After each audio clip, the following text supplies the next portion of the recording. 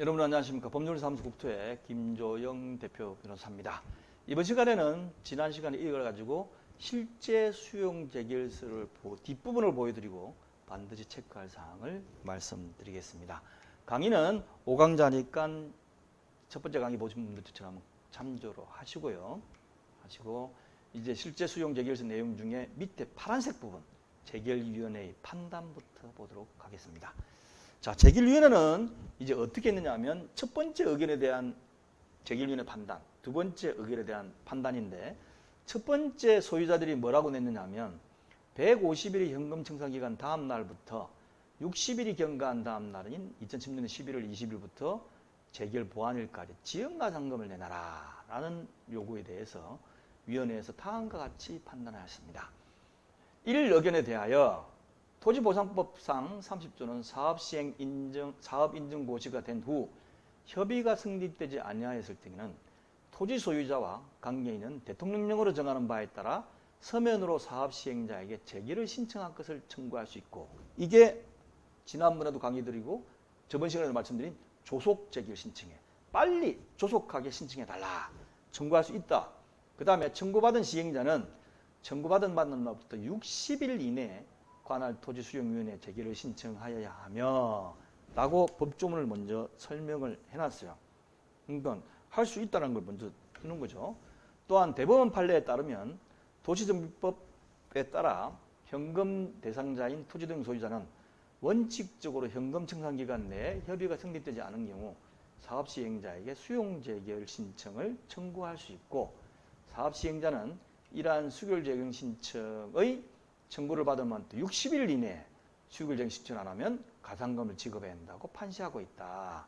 그래서 여러 가지 관계 자료를 검토해 본 결과 보니까 사업 시행자인 조합이 언제 우리의 재결을 신청하여 재결 신청 기간인 19일로부터 60일 토가지 않았다. 그러니까 법에 보니까 조속 재결 신청할 수 있도록 되어 있는데 소유자들이 조합에다가 조속 재결 신청했다.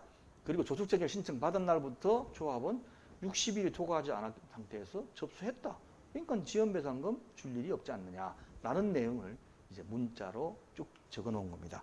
그 다음에 이제 두 번째 의견이 있는데 수원시장이 보상협의를 설치하지 않고 제대로 평가도 안 했다. 이런 두 번째 의견에 대해서 이제 위원회에서 판단을 합니다. 두 번째 의견에 대하여 주택재개발 정비사업은 공익사업지구 면적이 10만 제곱미터 이상이고 플러스입니다.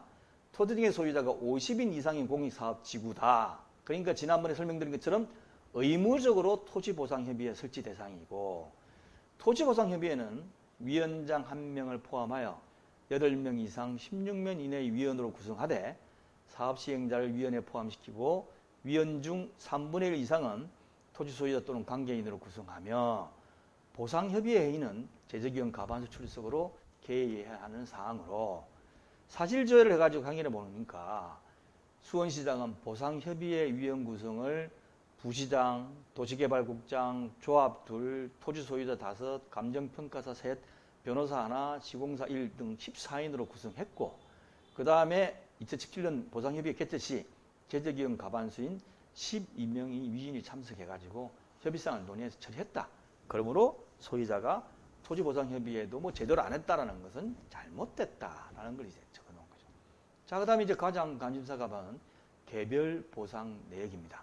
개별 보상 내역을 보면 가로로 이렇게 수용 재결서가 세로로다가 갑자기 가로로 확 바뀝니다. 바로로 눕혀서 봐야 돼요. 길게 나와 있습니다. 가로로 길게 나와 있어요. 그래서 길게 나와 있는데 이 길게 나와 있는 것들을 쭉 해가지고 중요한 부분을 확대치 보면 이렇게 나와요. 지목이 어디고 면적이 어디고 소유 지분이 얼마인데 보상금은 이래 가지고 1억 9,700이다. 이렇게 이제 나옵니다. 예. 이거 딱 하고 나오겠죠.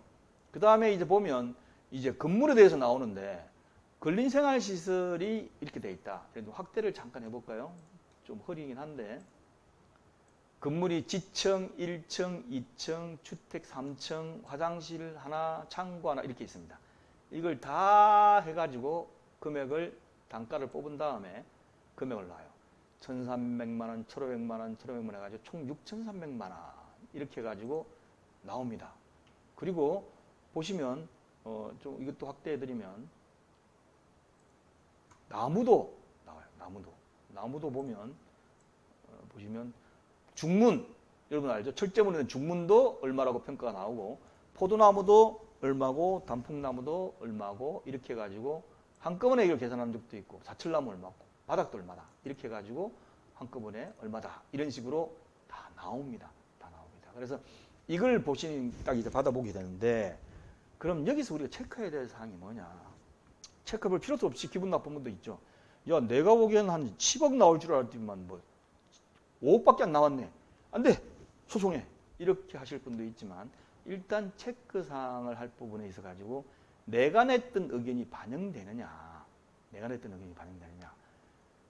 의견이 위원회에서 판단을 했느냐. 아니면 누락시켰다. 내가 이렇게 의견 냈는데 누락했다. 그러면 다시 이제 판단해달라고 할 수도 있겠죠. 그런데 이러한 부분은 법적인 판단이 대부분이어 가지고 내 의견을 받아주지 않는데 변호사는 물어봐야 돼요. 이렇게 했는데 이게 맞겠습니까? 틀린 보통 대부분 다 변호사들은 맞을 겁니다. 왜냐하면 이렇게 소송이 뒤집어지는 경우 별로 없어요. 그래서 위원회에서 판단했는데 잘못됐다. 아니면 이거는 변호사가 보기엔 잘못됐다. 이 위원회들이 왜 이렇게 판단하지? 이건 이래야 된다. 지연배상금 충분히 줘야 되는데 왜 지연배상금을 안 주느냐? 이거는 소송을 해서 해야 됩니다. 라든지 그런 게 있습니다. 그러면 이제 위원회라는 것이 법원하고 좀 다르기 때문에 판단을 잘못할 수도 있지 않습니까? 그런 부분이 있어가지고 굉장히 조합은 심각하게 받아들이지 않을 수가 없죠. 그 다음에 이제 보상금액이 적정하냐. 총액만 보고 물론 판단할 수 있겠지만 일단 뭐가 문제냐면 보상 목록에서 누락된 거 없는지. 내 단독주택에 보면 아니면 내 시골 농가에 보면 이것도 있고 저것도 있고 저것도 있는데 이 양반들이 와가지고 씩 보고 가가지고 이것도 빠져있고 저것도 빠져있다. 그러면 보상납금 누락된 거는 반드시 문제를 삼아야 됩니다. 만약에 이게 나중에 불복 절차에 가가지고 보상 목록에서 빠진 것이 있다는 얘기를 안 하면 알 수가 없잖아요. 그래서 누락된 거 없는지 보고 그 다음에 이제 누락된 항목이 있고 그 금액이 상당할 경우에는 불복 절차를 진행할지 그런 여부에 대해서 항목이 있는지 금액이 상당한지 대해서 판단을 해봐야 됩니다. 그런데 대부분의 경우에는 어떻게 하냐면 그냥 법률사무소에서 법무법인 같은 데서 나와가지고 우리한테 맡기면 얼마를 더 받겠습니다. 대신 여러분들은 소송비 하나도 안 내도 됩니다.